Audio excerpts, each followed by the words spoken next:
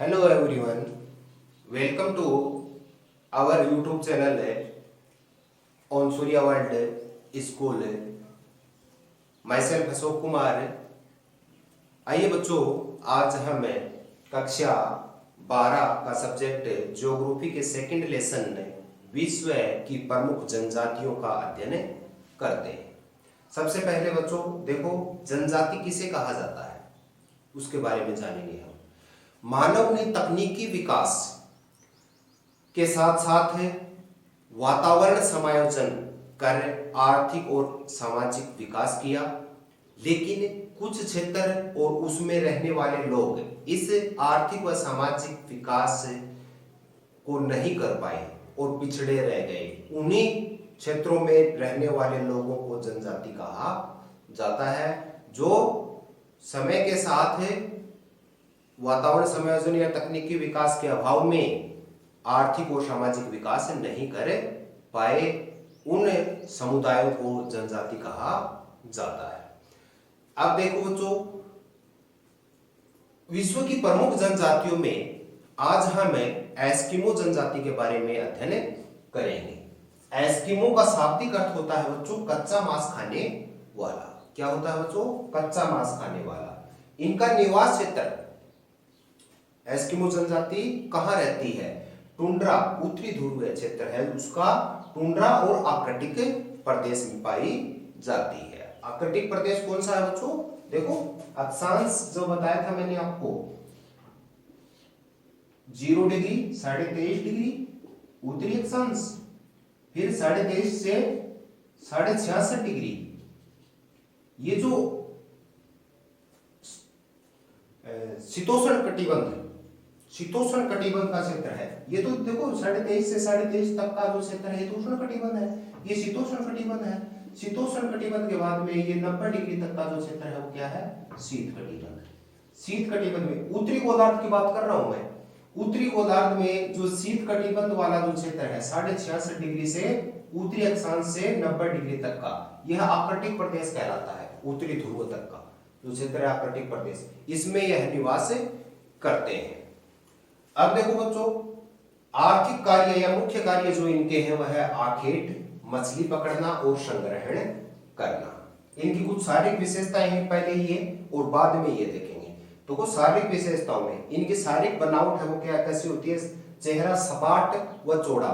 देखो, चेहरा सपाट और चौड़ा जो मंगोल जाति है, जनजाति है, उसके से मिलती जुलती जनजाति है ये एस्किमो जनजाति।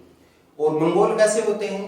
आपने कभी चीन के व्यक्तियों को देखा होगा, वो जो लगभग सेम चेहरे जैसे होते हैं, सपाट चेहरा होता है, लगभग सबकी बनावट एक जैसी होती है, वैसे ही इनका भी चेहरा सपाट और चौड़ा होता है। कद है ये मजला होता है। मजला का अर्थ होता है बीच का, न तो बड़ा और न ही छोटा, बीच का।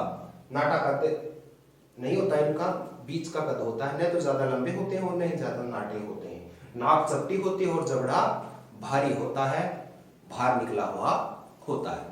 जबड़ा भारी का मतलब है कि बाहर निकला हुआ जबड़ा होता है। अब आते हैं बच्चों इनके आर्थिक या मुख्य कार्यों में आखेट, मछली पकड़ना और संग्रहण।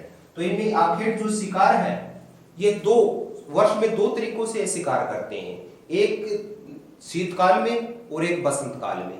शीतकालीन जो आखेट है, शीतकालीन आखेट, वह माओपाक विधि से किया जाता है। कौन सी विधि से बच्चों?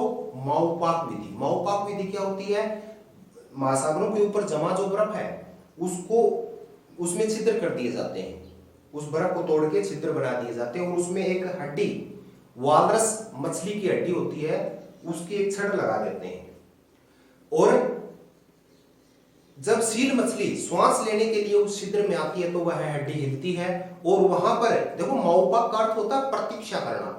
वहां पर जो उस सील मछली के इंतजार में बैठा हुआ जो व्यक्ति है वह हार्पून नामक भाले से उस मछली का शिकार करता है।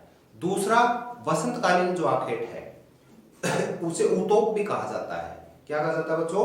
बसंतकालीन आखेट को उतोक भी कहा जाता है। मार्च में जब बर्फ पिघल जाती है और मछलियां धूप सेकने के लिए, हल्की जो धूप निकलती है, सील मछली धूप सेकने के लिए जब किनारों के ऊपर आराम कर रही होती हैं, तब उनका शिकार करना उद्योग कहलाता है। बसंतकालीन आखेट और शीतकालीन आखेट, दो अलग अलग तरीकों से किया जाता है शिकार।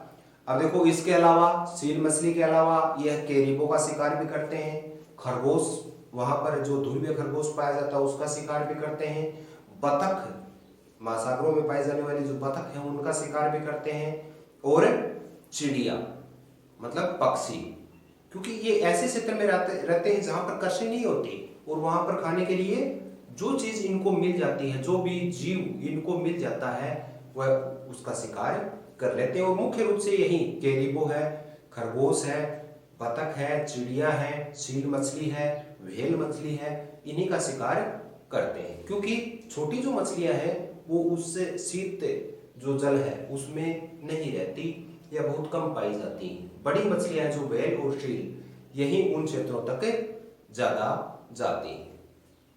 अब देखो बच्चों, इसके बाद में इनके कुछ यंत्र और उपकरणों के बारे में पढ़ते हैं। यंत्र और उपकरण, यंत्र व उपकरण, कौन कौन से यंत्रों या उपकरणों का उपयोग करते हैं। पहला कयाक, ये क्या होती है, चमड़े की नाव होती है, चमड़े की नाव को कयाक कहा जाता है, जिसका शिकार में उपयोग करते हैं। दूसरा उमियाक, दूसरी नाव का नाम है ये उमियाक, ये चमड़े की नहीं होती, लकड़ी भी होती है, इसमें लकड़ी भी लगी होती है, चमड़ा भी लगा होता है, खाल भी लगी होती है, सभी चीजों से मिलकर बड़ी नाव होती है। कैसी होती है, बड़ी नाव, इसको उमियाक कहा जाता है। बड़ी नाव, छोटी नाव होती है वो चमड़े की बनी होती है और कयाक कहा जाता है उसको। बड़ी नाव है वो उसको उमियाक कहा जाता है। और व्हेल मछली के शिकार में इसका उपयोग किया जाता है, क्योंकि देखो शिकार करने के बाद में उसको इतने भारी वजन को लेके आने के लिए बड़ी नाव की आवश्यकता पड़ती है। तो वह इस चमड़े की नाव इतनी ज्यादा बड़ी नहीं बनाई जा सकती, तो उसके लिए जो बड़ी नाव बनाई जाती है उसको उमियाक कहा जाता है। तीसरी जो चीज है वह है हार्पून। हार्पून, अभी देखो थोड़ी देर पहले मैंने आपको बताया था हार्पून क्या होता है, भालेनुमा भाला होता है, ये मान लो भाला होता है, आगे से नुकीला भाला होता है जो एक डोरी की सहायता से बंधा होता है। डोरी इसलिए बंधी होती है रस्सी की कि उसको फेंक कर मारा जाता है, वह मछली के शरीर में धंसता है और फिर उसको खींच लिया जाता है। क्योंकि ये सील मछली का शिकार करने में ज्यादा काम में लेते हैं, तो पानी के अंदर भाला वापस नहीं आता और मछली है उसके साथ ही चला जाए, तो इसके लिए क्या करते हैं ये कि अगर मछली जाए तो जाए पर भाला न जाए, क्योंकि बहुत मेहनत से बनाया जाता है। तो यह क्या होता है, 1.2 से 1.5 मीटर लंबा भाला होता है, नुकीली छड़ होती है जो आगे से पैनी होती है। अब देखो इसके बाद में स्लेज,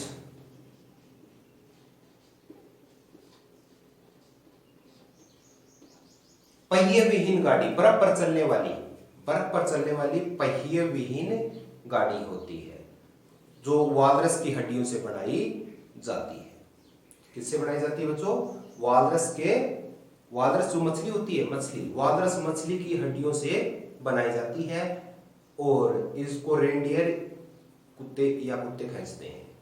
ये बर्फ के ऊपर चलती है, पहिए नहीं होते इसके, हड्डियां हैं उनको जोड़कर सीधा ही इनको खींचा जाता है और बर्फ के ऊपर यह फिसलती हुई चलती है, इसको स्लेज कहा जाता है।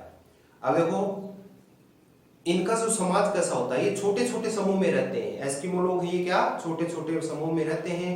पितृवंशीय इनका समाज होता है। इनमें बहुपत्नी प्रथा, मतलब एक से अधिक पत्नी है वो भी रखी जाती हैं, पाई जाती है। जादू टोनों में देखो शिक्षा का अभाव होने के कारण ये लोग अंधविश्वासी होते हैं और जादू टोनों में भी विश्वास रखते हैं।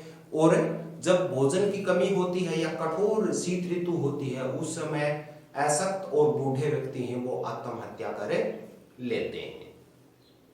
एस्किमो लोग हैं वो एल्यूट भाषा बोलते हैं। इनकी भाषा कौन सी है, एल्यूट। ये भी याद रखने योग्य बात है कि इनकी भाषा कैसी होती है, ये जो भाषा बोलते हैं उसको क्या कहा जाता है बच्चों, एल्यूट भाषा। ये एस्किमो जनजाति के बारे में कुछ महत्वपूर्ण जानकारियां थी।